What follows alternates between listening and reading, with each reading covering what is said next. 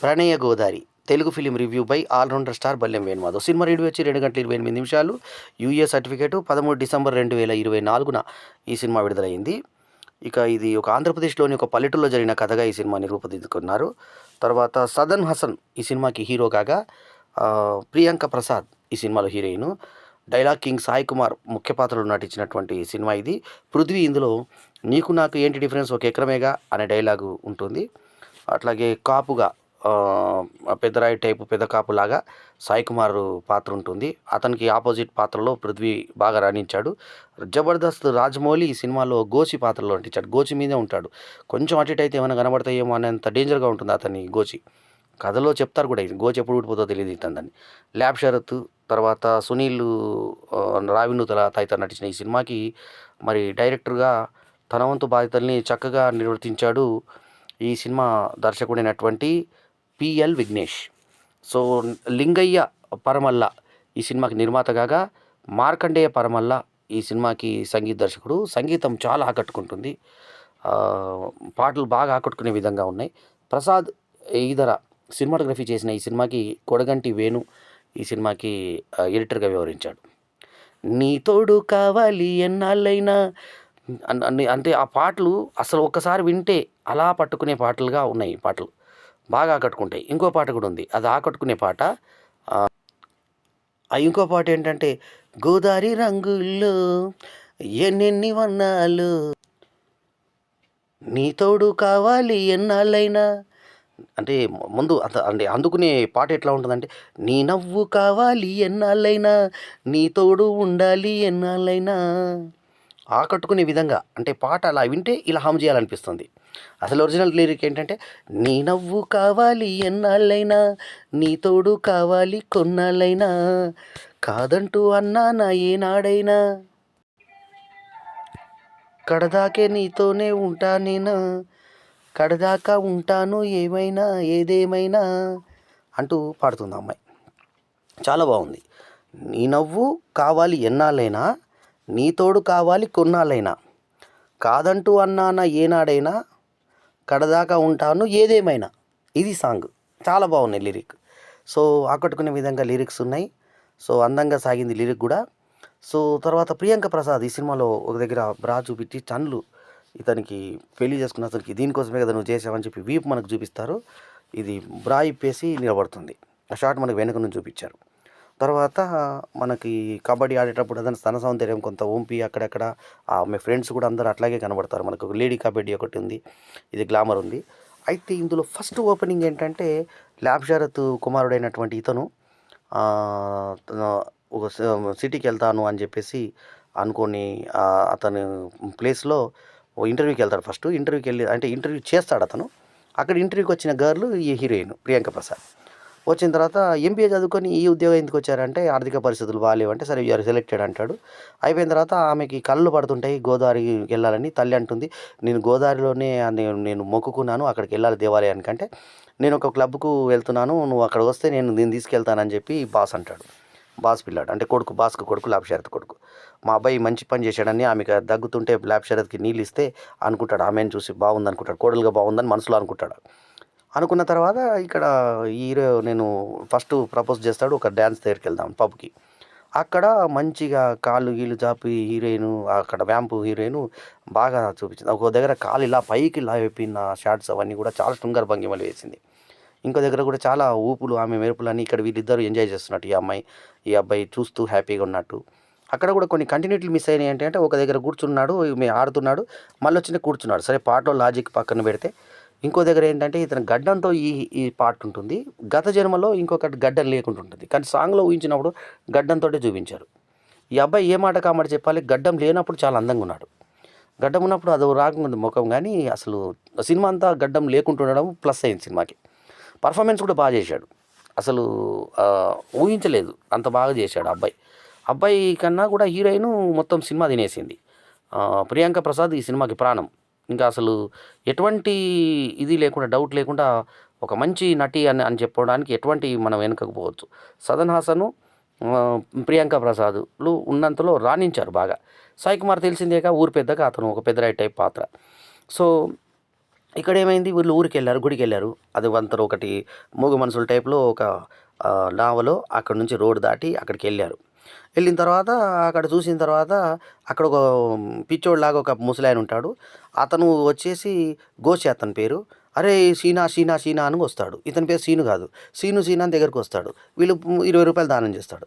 "దానం కాదురా నేను రా గుర్తుపట్టలేదురా నీ జతగానిరా" అన్నప్పుడు కొన్ని ఫ్లాష్‌లు ఏస్తారు మనకి.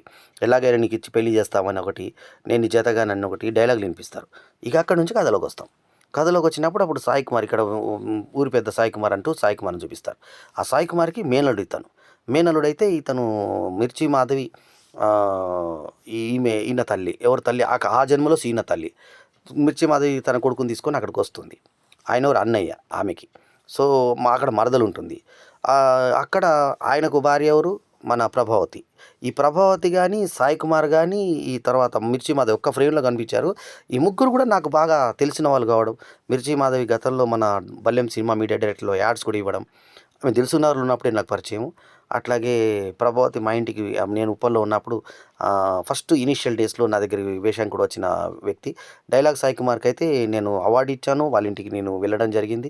ఆ తర్వాత మల్కాజ్గిరిలో వాళ్ళ సిస్టర్ వాళ్ళ ఇంటికి కూడా సాయి కుమార్ ఉన్నప్పుడు నన్ను పిలవడం జరిగింది. అట్లా బాగా పరిచయం. ఈ ముగ్గురు నాకు పరిచయం ఉన్న వ్యక్తులు ఒక ఫ్రేమ్‌లో రావడం కొంత ఆనందం కలుగజేసింది నాకు. ఇక ఆ తర్వాత ఈ మేనల్లుడికి ఇచ్చేద్దామంటే నాకు ఈడు ఇష్టం లేదని చెప్పి మొఖం మీదే చెప్పేస్తుంది మరదలు. ఇతను ఈమెను ఇష్టపడతాడు. దేవత అన్నట్టుగా ఊహించుకుంటాడు. ఆమె కాళ్ళు చేతులు అన్నీ ఉన్నాయి. మరి దేవత ఎలా అవుతుందని మరదలు వికటహాస్యం చేస్తుంది. అంటే వెక్కిరిస్తుంది. సో, ఆ తర్వాత ఇక్కడ లేడీ కబడ్డీ, ఈ తనాలు దుంకడాలు ఇవన్నీ అవి కొంచెం గ్లామర్ ఇచ్చుకున్నారు. ఇక ఇతనైతే జబర్దస్త్ రాజమౌళి అయితే మొత్తం టోటల్‌గా ఇప్పినట్టే ఉంటాడు మొత్తం సినిమా అంతా. సో, అతను పర్ఫార్మెన్స్ చాలా చేశాడు. సో, అతను కూడా కబడ్డీలో ఇదంతా అవుతున్నా తల్లి చూసేసి వానితో ఆడుతున్న వారే అని కొట్టి వాళ్ళ కులమేంది, మన కులమేంది అని వీళ్ళదేమో మత్స్యకారులు, వీళ్ళేమో పెద్ద కుటుంబం. అంటే ఒక రెడ్డి టైప్ కుటుంబం. అంటే ఒక జమీందారు టైప్ కుటుంబం వీళ్ళది. వాళ్ళతోటి మనకెట్లా సెట్ అవుతుందని చెప్పి తీసుకెళ్తే తండ్రి కూడా నాకు పరువు తీశావు, అది తీశావు, ఇది తీశావు అని చెప్పేసి అమ్మాయిని నిర్బంధించే ప్రయత్నం చేస్తే ఆమెకి కులంతోటి ఇచ్చేటువంటి పెళ్లి చేస్తే వీళ్ళకి మామ వాడు రేపిస్ట్ అని చూపిస్తారు. ఒకటి ఎస్టాబ్లిష్మెంట్ ఒక లేడీని ఎక్స్‌పోజ్ చేస్తే ఆమె ఓకే అంటుంది. అట్లా మళ్ళీ ఈ మరదలు అతన్ని వెతుక్కుంటూ వచ్చినప్పుడు ఆమెను కూడా వేయడానికి ట్రై చేస్తే ఆ సాయి కుమార్ వచ్చి కొడతాడు. ఇలా వీళ్ళిద్దరు వీళ్ళతో పడితే మాకు తూర్పు చెప్పదు ఆడ ఒక అతను క్యారెక్టర్ ఉంటుంది. ఆ క్యారెక్టర్ పృథ్వీకి ఒక కొడుకుంటాడు. ఆ కొడుకు మగవాడా కాదా అని డౌట్ ఉంటుంది. మార్పుని లేపి సుల్లి చూపెట్టాలన్నా నేను చూపెట్టాలన్నా అని తీసి చూపిస్తూ ఉంటాడు. సో, అతను ఆల్రెడీ మొగతనం చూపించుకోవడానికి ఒక ఆమెను ఆల్రెడీ వేస్తాడు. ఇంకొక ఆమెను కూడా అట్నే వేస్తాడు. ఆ 2 చూపిస్తాడు మనకి ఎగురుతున్నట్టు అవన్నీ స్తనాలు అవన్నీ కొంచెం గ్లామర్‌గా చూపించారు మనకి. హీరోయిన్ అయితే మొత్తం ఆ నడక వయ్యారం గడక పిడుదలు తిప్పుకుంటూ వెళ్ళడము. ఆ తర్వాత ఆమె చెస్ట్ బాగా మ్యాక్సిమం కనబడేలాగా ప్లాన్ చేయడం. కింద కొట్టినప్పుడు గానీ లాస్ట్‌లో దొమ్మరోడు ఒక అతను పట్టుకున్నప్పుడు మామ అని పిలిస్తే నాకు దుమ్మరు కులం నన్ను మామ అని పిలుస్తున్నావు. నువ్వు మనిషివి కాదా? నీకు రక్తం రాదా? అన్నప్పుడు అతను క్షమించి నీకోసం నిన్నన చంపాలా? వాడినన్నా చంపాలా? లేకుంటే నేనన్నా చావాలంటే ఎవ్వరు చావకంటే నేను కనుమరుగై వెళ్ళిపోతానని చెప్పేసి ఆ ప్రేమికులు లాస్ట్‌కి వదిలిపెట్టడం. తర్వాత పెళ్లి బలవంతంగా ఇక ఘోషకిచ్చి పెళ్లి చేస్తారు. ఘోష్ పెళ్లి చేసుకొని కూడా వీళ్ళిద్దరిని కలిపే ప్రయత్నం చేస్తాడు. అక్కడ పెద్ద ఫైటు. ఆళ్ళిద్దరూ అప్పుడు విషబాణాలు ఏసినప్పుడు వీళ్ళ మామ చనిపోతాడు. ఆడి ప్లాన్ ఏంటంటే ఈ ఘోష్‌కి పెళ్లి చేసి వాడే చేసుకోవాలని చెప్పేసి ట్రై చేస్తాడు. సో, ఆ ప్లాను సక్సెస్ కాదు. అతను చచ్చిపోతాడు. తర్వాత వీళ్ళకి కూడా బాణాలు తగిలితే హీరో చనిపోతే హీరో మీద హీరోయిన్ కూడా పడి ప్రాణాలు వదిలేస్తుంది. ఆ ప్రణయ గోదావరి దగ్గర మళ్ళీ వీళ్ళు కలిసి ఇది గతమంతా వీళ్ళకి గుర్తుకొచ్చి కథ సుఖాంతం కావడం స్ట్రెయిట్ కథ. సో, డబుల్ యాక్షన్ లాగా సదన్ హాసనును తర్వాత ఈ అమ్మాయి ప్రియాంక ప్రసాద్ నటించారు. సో, చాలా బాగా అనిపిస్తుంది. లొకేషన్స్ చాలా బాగున్నాయి.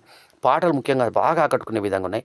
బహుశా తన కుమారుడిని ప్రమోట్ చేసుకోవడానికేమో బహుశా మరి ఈ సినిమా తీసినట్టు అనిపించింది నిర్మాత. కానీ అతనిలో వర్త్ ఉన్నట్టు అనిపించింది. పాటలన్నీ కూడా ఆకట్టుకునే విధంగా మనకు మ్యూజిక్కు చాలా ఎక్స్ట్రార్డినరీ మ్యూజిక్. నేనసలు ఎక్స్‌పెక్ట్ చేయలేదు. ఈ ఈ సినిమాకి ఈ రేంజ్ మ్యూజిక్ మాత్రం నేను 100% ఎక్స్‌పెక్ట్ చేయలేదు. సో, చక్కటి మ్యూజిక్ 2 గంటల 28 నిమిషాలు మంచి ఎంటర్‌టైన్‌మెంటు. ఈ 'ప్రణయ గోదారి' పేరుకు తగ్గట్టుగానే మంచి సినిమా. సదన్ హాసన్, ప్రియాంక ప్రసాద్ ఆకట్టుకున్నారు. ముఖ్యంగా ఆధునికం కన్నా కూడా ఈ గ్రామీణ పాత్రలో బాగుంది. కానీ కంటిన్యూటీ పాటల్లో సడెన్‌గా ఇక్కడ మీసాలు లేకుండా ఈ క్యారెక్టర్‌ని చూపించారు కదా! గతంలో. మళ్ళా సడెన్‌గా అక్కడ పాటల్లో ముందు తీసేసారేమో అనుకోకుండా, లేక ప్లేస్‌మెంట్ తీసుకోకుండా అక్కడ పెట్టారేమో. సో, టెక్నికల్ ప్రాబ్లమ్స్ అవి. మేకింగ్ ప్రాబ్లమ్స్ అది కలిపారు. అది కొంచెం అసహజంగా అనిపించింది. మార్కండేయ పరమల్ల ఈ సినిమా మ్యూజిక్ మాత్రం ప్రాణంగా ఇచ్చాడు. అద్భుతంగా ఉంది. సినిమాటోగ్రఫీ బాగుంది. లొకేషన్స్ బాగున్నాయి. ముఖ్యంగా పల్లెటూరు అందాలు, గోదావరి అందాలు అన్నీ ఒడిసిపట్టారు. నావల మీద అవి చూపించారు. అమ్మాయిలను బాగా అందంగా చూపించారు. బాగా ఎక్స్పోజ్ చేశారు. ఈవెన్ ఫ్రెండ్స్ క్యారెక్టర్లు కూడా పరిగెత్తుకుంటూ వచ్చే దగ్గర కూడా అన్ని తనాలు కనబడ్డట్టుగా, గీతలు కనబడ్డట్టుగా, మ్యాక్సిమం వంపినట్టుగా అలాంతంతా కొంచెం గ్లామర్ పాయింట్ ఆఫ్ వ్యూలో బాగా వర్కౌట్ చేశారు. ప్రణయ గోదావరి ఎంటర్టైన్మెంట్ కోసం పోతే అటు ప్రేమ కథ ఉంది, ఒక ఫ్యామిలీ స్టోరీ ఉంది, మంచి ఒక మూగ మనుషుల టైపు సినిమా, ఒక బాబీ టైప్ సినిమా, ఎక్స్పోజింగ్ ఉంది. అన్నీ పెట్టి అన్ని రసాలు తీసుకొచ్చే ప్రయత్నం చేశారు. సో ముఖ్యంగా ఈ పృథ్వీ కుమారుడు అతన్ని కామెడీ కూడా మనల్ని ఆకట్టుకుంటుంది. అతని శృంగార చేష్టలు, అతను ఎవరు పడితే వాళ్ళని రేపు చేయడాలు, తండ్రి తీర్పు ఇవ్వడము, అతను పెళ్లి చేసుకోమని చెప్పేసి సాయి కుమార్ చెప్తే నీ కుటుంబం కూడా ఇట్లా జరిగింది, నీ అల్లుడు నీ వీధి శివర సూరితోటేమో నీ కూతురు ప్రణయం సాగిస్తుంది, తర్వాత నీ అల్లుడేమో మత్స్యకారిణితోటి యుద్ధ చేస్తున్నాడు అని చెప్పేసి చెప్పడము, ఆపేయడానికి వాళ్ళని చంపేయమని చెప్పేసి ఇద్దరిని చంపేయమని చెప్పి ఒక వ్యక్తిని పంపితే దొమ్మరం దగ్గర కాలు పట్టుకొని ఇతను బతిలాడుకొని మామ అంటే ఆ వరుసకు అతను ఐస్ అయిపోయి వదిలేస్తాడు ఇతన్ని. సో మొత్తానికి ప్రాణం లాస్ట్ కోల్పోయినప్పుడు హీరోయిన్ అతని మీద ప్రాణం వదిలిన తర్వాత ప్రణయ గోదావరిలో ఈ రకంగా మన జన్మలో ఇలా జరిగిందని, ఈ జన్మలో ఇంకా వీళ్ళు అటాచ్ కూడా కాదు, వీళ్ళ మధ్య కేవలం boss and employer and employee relation మాత్రమే ఉంటుంది వీళ్ళిద్దరి మధ్య. సో అయినా కానీ వీళ్ళు అలా గుర్తించుకొని ఒకరినొకరు దగ్గర తీసుకొని కలిసిపోవడమే ప్రణయ గోదావరి. బాగుంది కదా. సో తీయడం కూడా బాగా తీశాడు. డైలాగులు కూడా ఉన్నంతలో ఆకట్టుకునే విధంగానే ఉన్నాయి. ఇంకొంచెం ట్రిమ్ చేసుకుని ఉంటే బాగుండే సినిమా. అయినా కానీ బాగా డీటెయిల్గా బాగా తీశాడు సినిమా. సో ఫైట్స్ కూడా ఆకట్టుకునే విధంగా ఉన్నాయి. ముఖ్యంగా అందరికన్నా బాగా చేసింది ఈ సినిమాలో ప్రియాంక ప్రసాద్. అట్లాగే పృథ్వీ క్యారెక్టర్ కూడా పేలింది సినిమా. అట్లాగే అందరికన్నా పర్ఫార్మెన్స్లో కూడా రాజమౌళి జబర్దస్త్ బాగా చేశాడు. సో ప్రియాంక ప్రసాద్ ఫస్ట్ మార్కులు. ఆమె వయ్యారము, ఆమె బొడ్డు, ఆమె తర్వాత ఆమె స్తనాలు కనబడే గీతలు, ఆ తర్వాత ఆమె వంపు సంపులు, ఆ నడిచేటప్పుడు వీధులు అలా తిప్పుతూ నడవడము, ఆ మొత్తం లేడీస్ కబడ్డీలాగా అది చేయడము, ఇవన్నీ కూడా మనకు స్విమ్మింగ్ పూల్ దగ్గర మన మామూలుగా ఇసుక బీచ్ల పక్కన వాలీబాల్ స్విమ్మింగ్ పూల్ డ్రెస్లు వేసుకొని ఆడతారు. ఆ టైప్లో అంత అందంగా చూపించారు ఆ బిట్ని.